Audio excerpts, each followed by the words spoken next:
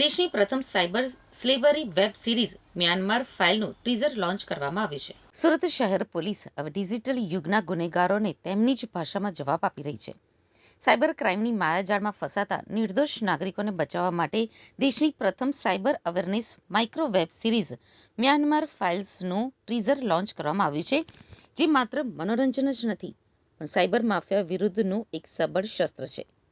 આ આખા પ્રોજેક્ટમાં SITA એટલે કે સાઉથ ગુજરાત ઇન્ફોર્મેશન ટેકનોલોજીસ્ટ એસોસિએશને મહત્વની ભૂમિકા ભજવી છે. 15મી ફેબ્રુઆરીએ સંજયકુમાર ઓડિટોરિયમ ખાતે યોજાયેલા આ કાર્યક્રમમાં ટીઝર રિલીઝ કરવામાં આવ્યું છે, જ્યાં IT પ્રોફેશનલ્સ અને પોલીસ અધિકારીઓ એક જ મંચ ઉપર આવ્યા હતા. સુરત પોલીસનું લક્ષ્ય છે કે દરેક નાગરિક સાયબર સ્માર્ટ બને. આ વેબ સિરીઝ અને ડ્રામા સોશિયલ મીડિયા ઉપર પણ વાયરલ કરવામાં આવશે, જેથી છેવાડાના માનવી સુધી આ મેસેજ પહોંચી શકે. વેબ સિરીઝ મ્યાનમાર ફાઇલ મુખ્યત્વે સાયબર સ્લેવરીના ગંભીર વિષય ઉપર આધારિત છે. આ સિરીઝમાં દર્શાવવામાં આવ્યું છે કે કેવી રીતે એજન્ટો દ્વારા ઊંચા પગાર અને લક્ઝરી લાઈફની લાલચ આપી ભારતીય યુવાનોને મ્યાનમાર જેવા દેશોમાં લઈ જવામાં આવે છે. ત્યાં પહોંચ્યા પછી તેમના પાસપોર્ટ જપ્ત કરી લેવાય છે અને તેમને ગન પોઈન્ટ ઉપર રાખીને ભારતીય નાગરિકો સાથે જ સાયબર ફ્રોડ કરવા મજબૂર કરવામાં આવે છે. આ વેબ સિરીઝ યુવાનો માટે લાલ બત્તી સમાન છે.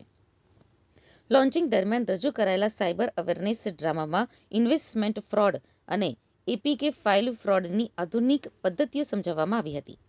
વોટ્સએપ કે ટેલિગ્રામ ઉપર ઘરે બેઠા કમાણીની લિંક મોકલાવીને કેવી રીતે લોકોના લાખો રૂપિયા લૂંટાય છે. અજાણી લિંક પરથી ફાઇલ ડાઉનલોડ કરતાં જ તમારો ફોન હેક થઈ જાય છે અને બેંક એકાઉન્ટ ખાલી થઈ જાય છે.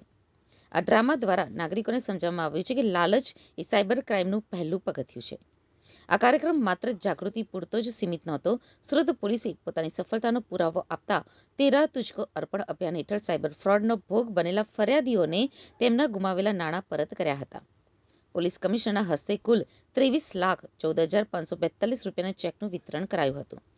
પોલીસની આ કામગીરીએ સાબિત કર્યું છે કે જો સમયસર સાયબર હેલ્પલાઇન 1930 ઉપર જાણ કરવામાં આવે તો નાણાં પરત મેળવવાની શક્યતા વધી જાય છે.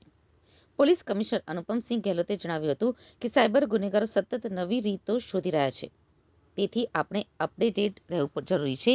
કોઈપણ અજાણી વ્યક્તિને OTP આપવો નહીં, શંકાસ્પદ લિંક ઉપર ક્લિક કરવું નહીં અને ખાસ કરીને વિદેશમાં નોકરી માટે જતા પહેલા એજન્ટની પૂરેપૂરી તપાસ કરવી.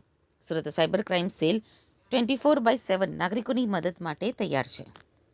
એક કાર્યક્રમ યોજવામાં આવેલા છે, જેમાં ખાસ કરીને લોકોમાં વધુ અવેરનેસ થાય અને સાયબર ક્રાઇમથી બચે લોકો, એના આશયથી આજના કાર્યક્રમમાં એક મ્યાનમાર ફાઇલ્સ નામથી એક छोटा सा नानकड़ी जो मूवी बनावવામાં આવેલી છે, जो लगभग हमारा जो नौजवानों जो जॉबના લાલચમાં અને ગલત આમાં ટ્રેપમાં આવી જાય છે અને મ્યાનમાર જેવી જગ્યાએ પહોંચીને ત્યાંથી બેસીને એના બળજબરીથી સાયબર ક્રાઇમમાં એના ઢકેલવામાં આવે છે, જેના અમે લોકો સાયબર સ્લેવરી તરીકે પણ ઓળખીએ છીએ.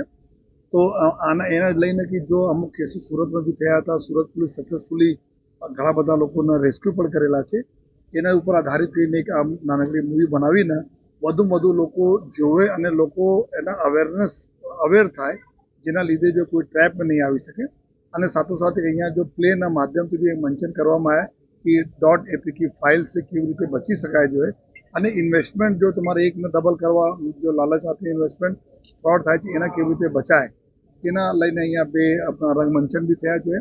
અને આમાં ખાસ કરીને જો સીટા જો આપણા સાઉથ ગુજરાત જો ઇન્ફોર્મેશન ટેકનોલોજી જો એસોસિએશન છે, એના સહયોગથી આ કાર્યક્રમ યોજવામાં એના હું ખૂબ અભિનંદન આપું છું. આપણા તમામ અહીંયા જો ચેમ્બરના પ્રમુખ શ્રી નિખિલભાઈ અને તમામ આગેવાનો, સ્કૂલ કોલેજ લગતા લોકો અહીંયા હાજર હતા જો કાર્યક્રમમાં, જેના થકી અમે અપીલ કરીએ છીએ વધુ આ અવેરનેસના કાર્યક્રમો થાય, સ્કૂલોમાં, કોલેજોમાં, ઇન્ડસ્ટ્રીમાં થાય, જેથી લોકો આ પ્રકારના ટ્રેપમાં નહીં આવી શકે અને બચી શકે જોઈએ. કારણ કે સાવચેતી જ સૌથી મોટું જો એમાં અમારા માટે જો પ્રિવેન્શન છે જોઈએ. અને બીજા જોઈએ કે સુરત શહેરના સાયબર સેલ તમામ પોલીસ સ્ટેશનોમાં કાર્યરત છે જોઈએ. સુરત શહેરના જે સાયબર ક્રાઇમ પોલીસ સ્ટેશન છે એના નેતૃત્વમાં તો ખૂબ સરસ કામગીરી થઈ રહી છે. અમે લોકો અપીલ કરીએ છીએ કે લોકો બી વધુ અવેર કરે અને કોઈ પણ સંજોગોમાં અગર સાયબર ક્રાઇમ બને કોઈ સાથે તો 1930 પર બિના વિલંબે જો જાણ કરે, જેથી તાત્કાલિક જો કાર્યવાહી કરી શકાય કે એના પૈસા ગયા છે તો પૈસા એના અમે લોકો રિકવર કરી શકીએ. તો બધાને અમે અપીલ કરીએ છીએ કે એક અવેર રહો. કોઈ પણ પ્રકારના ડિજિટલ અરેસ્ટ આ બધા દરરોજ છાપામાં વાંચો છો કે કોઈ પણ સીબીઆઈ ઇન્કમટેક્સ વાળા કોઈ આપને ફોન કરતી નથી, પોલીસ ફોન કરતી નથી. એક એના કોઈ આવે તો 193 ઉપર આપ જાણ કરો. સાથોસાથ ઇન્વેસ્ટમેન્ટ જોબ ફ્રોડ હોય, ઇન્વેસ્ટમેન્ટ હોય, એના કોઈ પ્રકારના બહુ રિલાયબલ જો તમારા ગવર્મેન્ટના માન સંસ્થા હોય છે